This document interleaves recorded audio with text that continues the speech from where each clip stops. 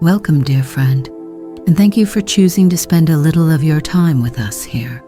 It is a true and simple pleasure to share this quiet space with you.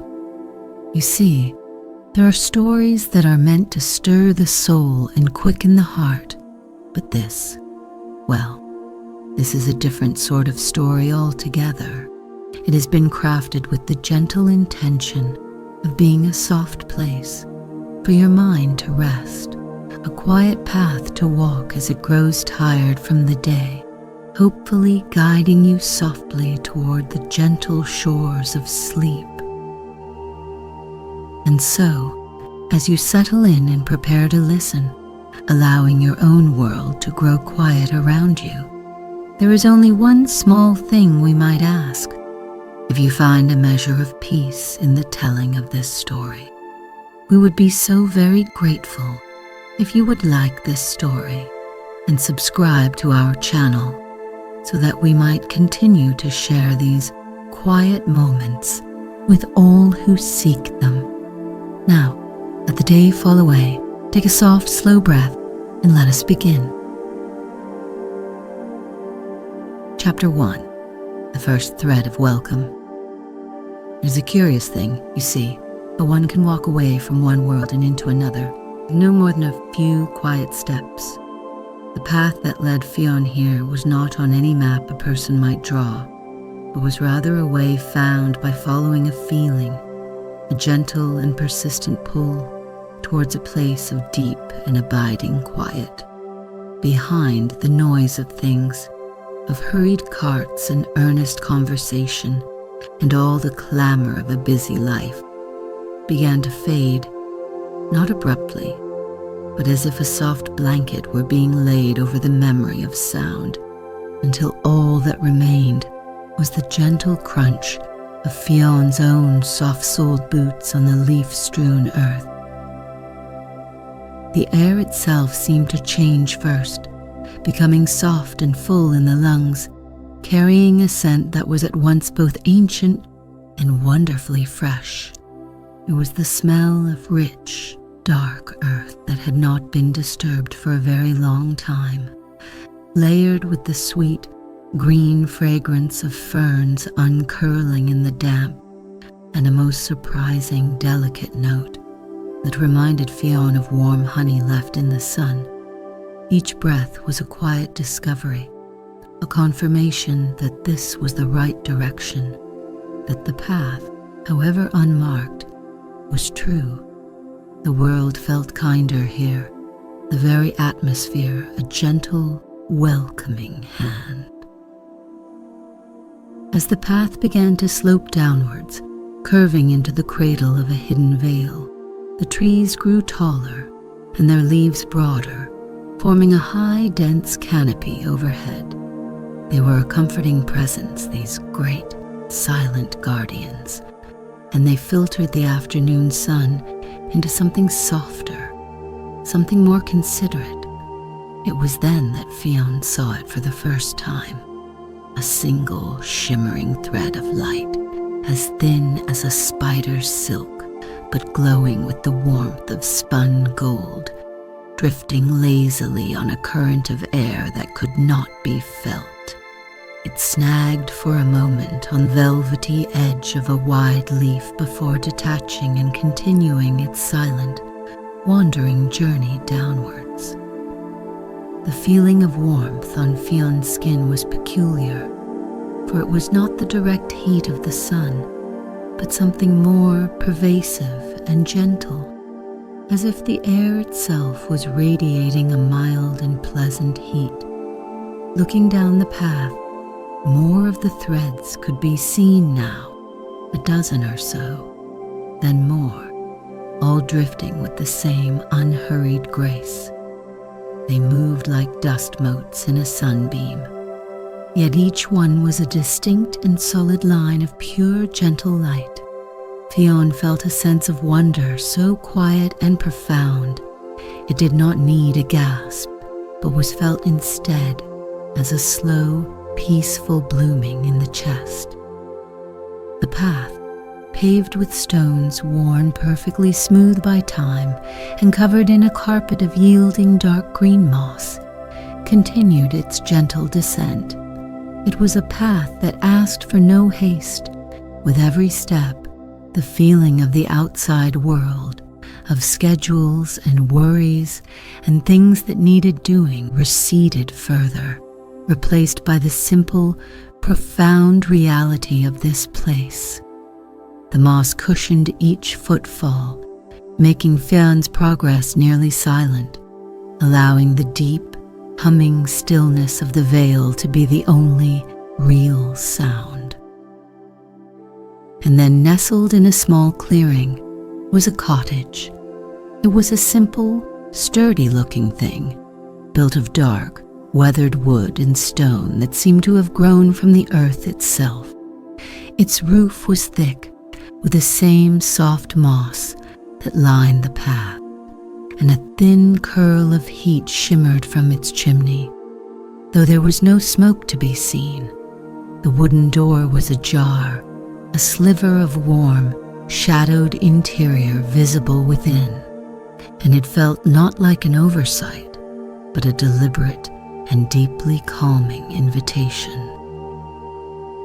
Fion stood there for a long moment, simply breathing in the warm, honeyed air and watching a few threads of light dance and weave near the cottage's smooth stone wall. There was no question of whether to enter, no hesitation.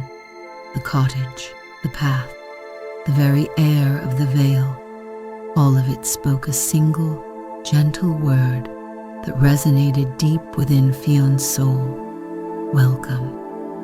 It was a welcome not just to a place, but to a state of being, a promise of rest.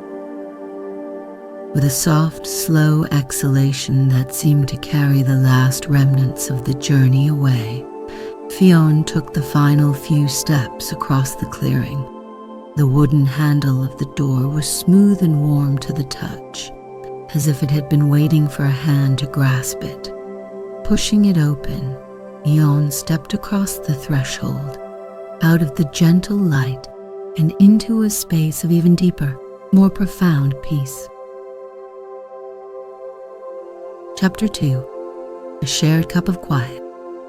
The inside of the cottage was a haven of simple, quiet comfort.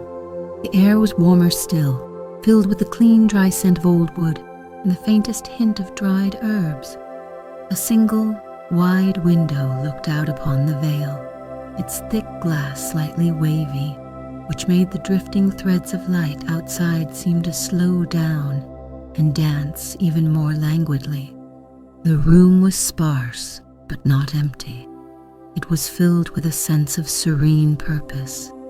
A sturdy wooden table, its surface polished smooth by 1,000 gentle wipings, stood in the center, accompanied by 2 simple, handsome chairs.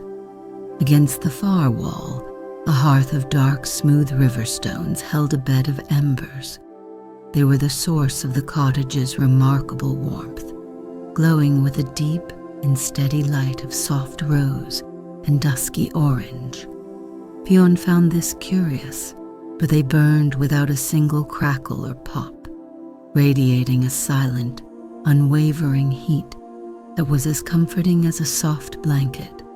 There was no wood pile nearby, no bellows, just this constant, peaceful source of warmth that seemed as natural and ancient as the stones that contained it. It was a fire for the soul as much as the body. As Fion stood, simply absorbing the profound stillness of the room, a gentle sound came from behind, the soft shuffle of worn leather shoes on the smooth floorboards. Turning slowly, Fion saw an old man, his face a wonderful map of kind wrinkles, his eyes the color of faded denim, and holding a gentle, unassuming light.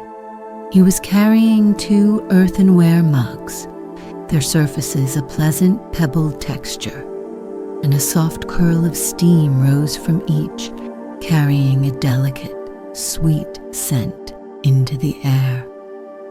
He offered one to Fionn with a small, quiet smile that needed no words. Fionn accepted the mug, its surface radiating a pleasant, deep heat that seeped into the palms of their hands, a grounding and immensely comforting sensation. The man gestured to one of the chairs at the table, his movements slow and deliberate, and they sat down together. For a time, neither of them spoke. There seemed to be no need. The silence in the cottage was not an empty one, but a companionable, shared quiet, punctuated only by the sight of the light threads drifting past the window and the feeling of the warm mug in their hands. The man, who Fionn would later come to know as Elmsworth, simply looked out of the window with a look of peaceful contentment, as if this was his favorite thing to do in all the world. Fionn followed his gaze, watching how a single, brilliant thread of light momentarily caught on a pane of the old glass, illuminating its imperfections and casting a tiny, shifting rainbow on the wooden table before drifting on. It was a small, magical moment, the kind one only notices when the world has become very, very still. Fionn took a sip of the tea. It was unlike anything they had ever tasted. It was brewed from pale, slow-blooming flowers, Elmsworth would later explain, and it held the gentle flavors of chamomile and warm, sun-ripened pears, with a smooth, honeyed finish that was wonderfully soothing. The warmth of the liquid spread from the inside out, a gentle wave of relaxation that seemed to loosen every muscle, inviting a long, slow breath of pure contentment. The small act, the sharing of a warm drink, felt like a profound and ancient ritual of welcome. Elmsworth finally broke the peaceful silence, his voice as soft and weathered as old wood. "The light is good today," he murmured, his gaze still on the window. "It moves with a gentle heart." It was a simple observation, but it held a world of meaning.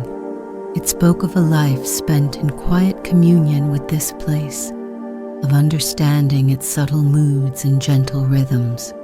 Fionn could only nod, taking another slow sip of the wonderful tea, feeling the truth of his words in the very air around them.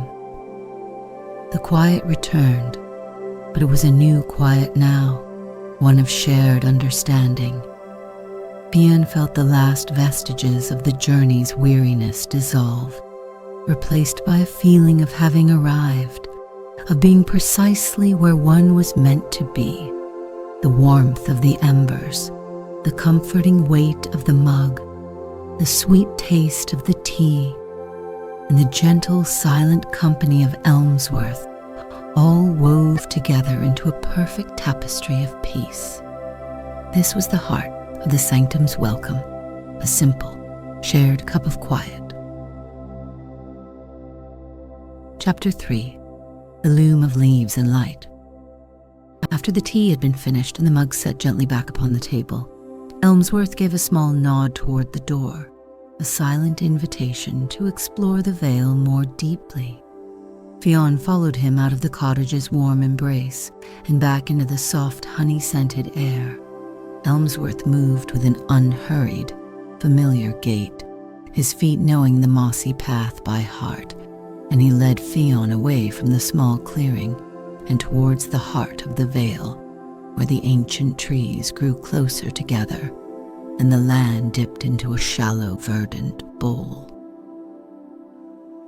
The change in the atmosphere was gradual, but undeniable. The air grew thicker with the sweet scent of damp soil and foliage, and the gentle warmth intensified, as if they were walking toward a hidden sun. And the light, oh, the light.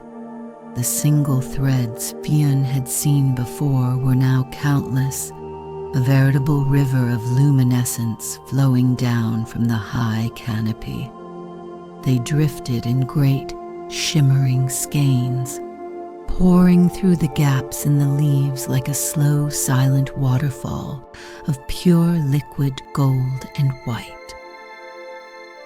Elmsworth stopped at the edge of a small open space where a cluster of enormous smooth gray stones sat like sleeping animals. Here the spectacle was at its most breathtaking. The threads of light were so numerous that they seemed to form a solid moving tapestry.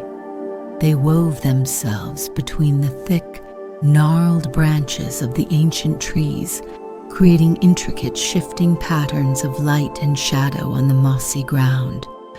The branches acted as a great, natural loom, and the light was the shimmering sacred thread being woven into a cloth of pure tranquility. A sound accompanied the sight now, one that Fionn hadn't been able to discern before. It was a low, resonant hum, so deep and gentle it was felt in the bones, more than heard with the ears. It was like the purring of some vast, contented creature, a sound of deep, vibrational peace that seemed to emanate from the weaving light itself. The hum was a lullaby sung by the vale, and it settled over Fionn like a weighted blanket, grounding and profoundly calming. Elmsworth gestured with a gentle, open hand towards the light. "It likes a soft touch," he murmured, his voice nearly absorbed by the resonant hum. Fionn, filled with a quiet sense of wonder, stepped forward and hesitantly reached out a hand into a thick cascade of the light threads. The sensation was extraordinary. It was not solid, of course, but it was tangible. It felt like running one's fingers through the finest, driest silk, a feeling of mass without weight, of substance without solidity.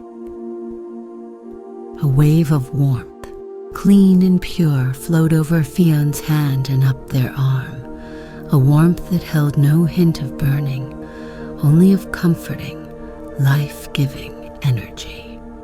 The threads passed through and around their fingers, clinging for a moment like dandelion fluff, before continuing their slow downward dance. When Fionn pulled their hand back, a faint, golden shimmer lingered on the skin for a moment before fading, leaving behind the clean scent of sun-baked linen and a feeling of weightless joy. Looking around, Fionn began to see the finer details of this magical weaving.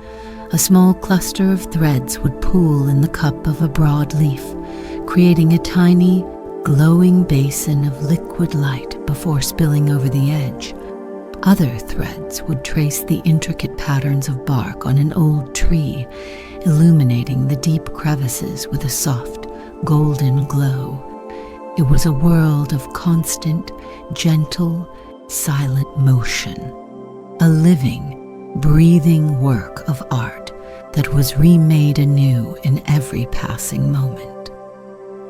Fionn found a spot on one of the large, flat stones, which was wonderfully warm to the touch, and simply sat, mesmerized.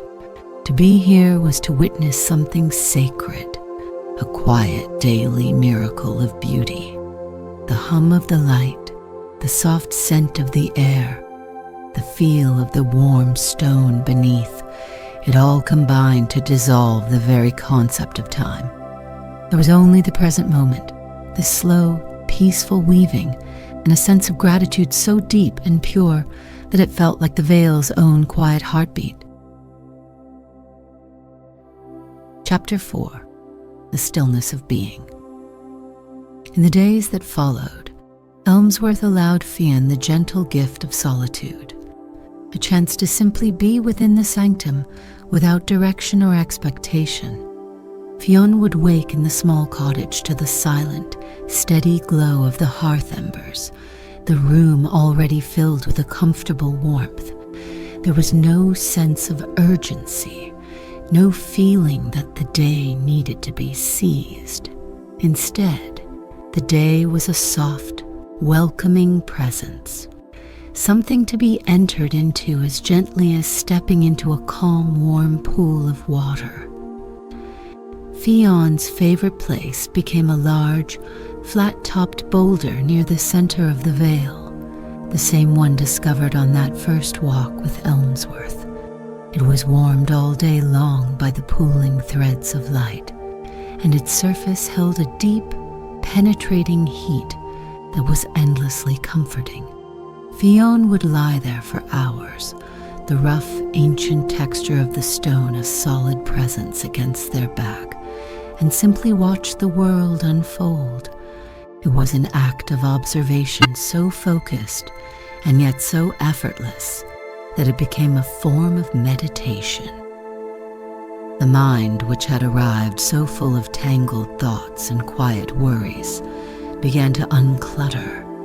The thoughts did not vanish, but they slowed down, losing their sharp edges and becoming as soft and aimless as the drifting light threads themselves. A worry about a task left undone might surface, but here, in the warm, purring hum of the vale, it seemed small and distant. It would float by like a milkweed seed and disappear, replaced by the simple, immediate wonder of a beam of light illuminating the iridescent wings of a tiny beetle. Fion learned the subtleties of the Sanctum's language.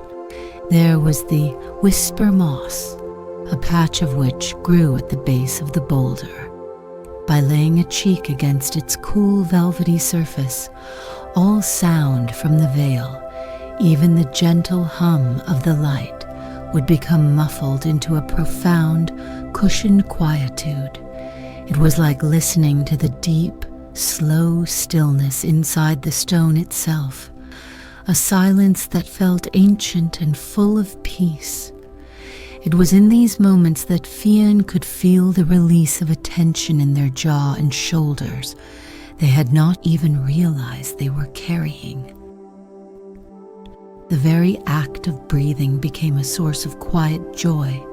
Each inhalation brought the scent of damp earth and that wonderful, elusive fragrance of warm honey.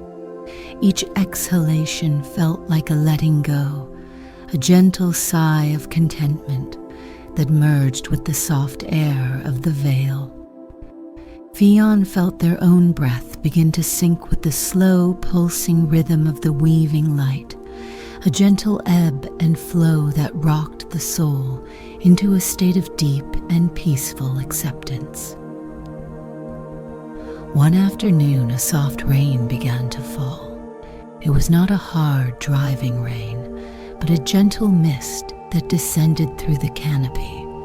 It did not extinguish the light threads, but instead seemed to cling to them, making each strand shimmer and sparkle with 1,000 tiny water droplets. The sight was breathtakingly beautiful, a quiet celebration of water and light. The scent of rain on the warm stones and damp moss rose up, a clean, refreshing fragrance that washed the world anew. Fion simply lay on the boulder, feeling the cool, soft mist on their face, utterly at peace with the gentle shower. In this stillness, Fion's world became both very small and infinitely large. It was as small as the single vein on a leaf, suddenly thrown into sharp relief by a passing thread of light. And it was as large as the entire silent, breathing vale, a living system of peace and gentle magic. There was no need to do anything, to achieve anything, or to be anyone other than who they were in that moment, a quiet observer, a grateful recipient of the Sanctum's profound and simple gift of stillness. Chapter 5. A Peace Carried Forward. The sense of time in the vale was a fluid, gentle thing, But Fionn felt a slow internal shift, a quiet knowing that it was time to return. It was not a feeling of sorrow or reluctance, but rather a sense of fullness, as if a vessel that had arrived empty was now filled to the brim with quietude and could hold no more. The peace of the sanctum was no longer just something to be observed. It had become a part of Fionn's very being, a low, steady hum resonating deep within. And Satahal. On the morning of departure, Fionn found Elmsworth tending to a small patch of the slow-blooming flowers used for his wonderful tea. He looked up as Fionn approached, his kind, crinkled smile as warm and welcoming as it had been on the first day. There was no need for long goodbyes or grand pronouncements. Elmsworth seemed to understand everything with a simple, knowing glance. He wiped his earthy hands on his trousers and reached into a small leather pouch at his belt. "A small piece of the quiet," he said, his voice soft, "to carry with you." He placed a single smooth seed pod into Fionn's open palm. It was dark, the color of rich soil, and wonderfully warm to the touch, radiating the same steady, gentle heat as the hearth embers. It was surprisingly heavy for its size, a dense, solid thing. "It will not grow a flower," Elmsworth explained, with a gentle twinkle in his eye, "but it will always hold a little of the vale's warmth, a reminder for your hands when your mind forgets." Fionn closed their fingers around the seed pod, its comforting heat a perfect, tangible memory of this place. It felt like holding a small, sleeping piece of the sanctum's soul. "Thank you," Fionn whispered, the words feeling small but deeply meant. Elmsworth simply nodded, placing a gentle hand on Fionn's shoulder for a moment, a gesture of quiet blessing and farewell that conveyed more than any speech ever could. The walk back up the mossy path felt different. The ascent was just as gentle as the descent had been, and Fionn paused many times, not from weariness, but to look back. They watched the countless threads of light continue their slow, silent weaving, a constant, beautiful dance that would go on long after they were gone. The air was still thick with the scent of honey and damp earth, and the low, purring hum of the light seemed to follow, a gentle companion on the journey out. At the very edge of the vale, where the path began to level out and the trees grew less dense, Fionn paused one last time. Looking back, the sanctum seemed to shimmer, a hidden jewel of green and gold.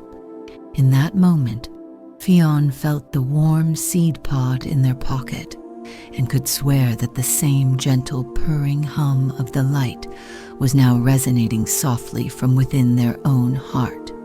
A deep sense of gratitude washed over them, quiet and profound. Stepping out of the vale's embrace and back into the ordinary sunlight of the world felt less like a departure and more like a continuation. The world outside had not changed, of course, but Fionn had. The quietude of the sanctum was not left behind. It was carried forward. With each step away, the memory of the woven light, the taste of the pear-scented tea, and the feel of the warm stone remained, not as distant memories, but as a new and lasting foundation of inner peace. The journey was over, but the stillness had just begun.